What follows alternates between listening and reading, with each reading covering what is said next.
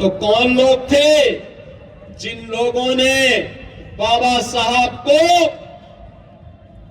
उनकी योग्यता के बावजूद और सबसे योग्य सदस्य होने के बावजूद जिन्होंने विदेश अर्थनीति से संबंधित समितियों में स्थान नहीं देने दिया? कौन लोग थे जो बाबा साहब को परास्त करने की साजिश का हिस्सा बने थे?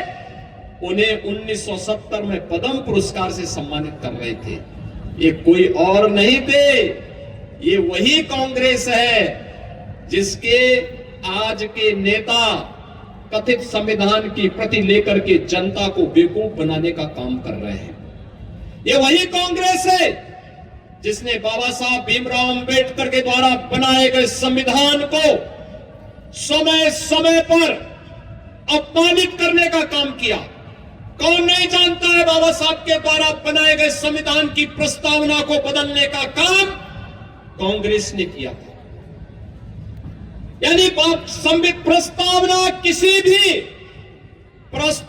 किसी भी पवित्र ग्रंथ की आत्मा होती है।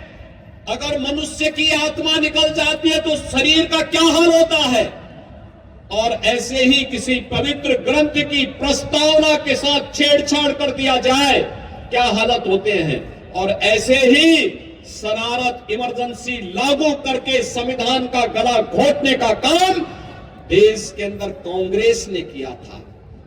और बहनों और भाइयों, तब भी ये लोग जनता को बेवकूफ बनाने के लिए, बाबा साहब के नाम पर वोट बैंक बनाने के लिए आने का दावा करते हैं। याद करिए, यही समाजवादी पार्टी थी, यही समाजवादी पार्टी थी जिसने बाबा साहब भीमराव अंबेडकर के जी के नाम पर बनाए गए मेडिकल कॉलेजेस का नाम बदल डाला था, उनके नाम पर बनाई हुई संस्थाओं का नाम बदल डाला था। असीम अरुण हमारे समाज कल्याण विभाग के मंत्री है, कन्नौज के विधायक है, इस आगरा में एसएसपी के रूप में उन्होंने कार्य भी किया है।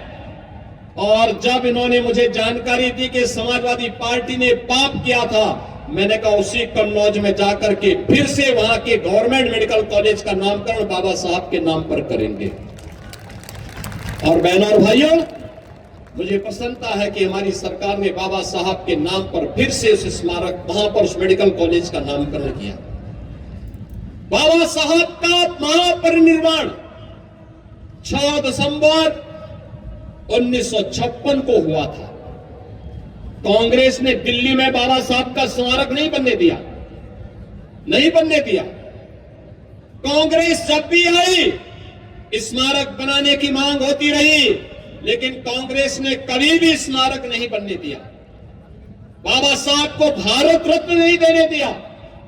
कांग्रेस की पीढ़ियों के लिए तमाम कांग्रेस के नेहरू गांधी परिवार के सदस्यों के लिए 50-50 एकड़ के स्मारक बनाए गए, लेकिन बाबा साहब के नाम पर 1 इंच जमीन भी इन्होंने कांग्रेस ने दिल्ली में नहीं देने दी गई।